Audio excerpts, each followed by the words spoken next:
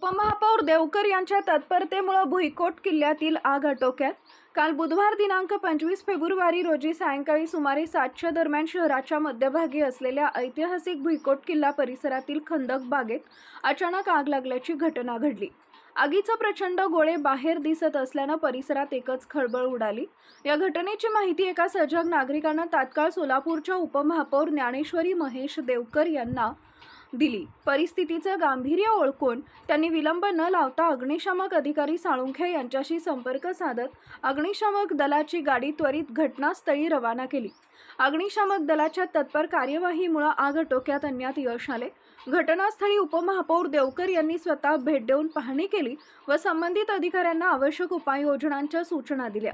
पुरातत्व विभाग, महापालिका, पोलीस प्रशासन व वरिष्ठ अधिकाऱ्यांशी चर्चा करून भुईकोट किल्ला व बागेच्या सुरक्षेसाठी स्वतंत्र बैठक घेऊन ठोस उपाययोजना करण्याचा निर्णय घेण्यात आला आहे। या आगीत काही प्रमाणात वृक्षांना फटका बसला असला तरी मोठी हानी टळली आहे।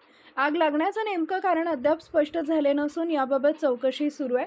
काही नागरिकांच्या म्हणण्यानुसार काही तरुण किल्ल्याच्या पळवाटेतून आत प्रवेश करून अंमली पदार्थांचं सेवन करतात, त्यामुळे आग लागली असावी अशी शक्यता व्यक्त केली जाते।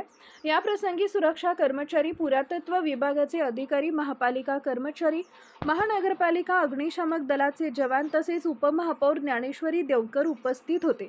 उपमहापौर देवकर यांच्या तत्परतेमुळे मोठी दुर्घटना टळल्याची भावना नागरिकांमधून व्यक्त होत आहे।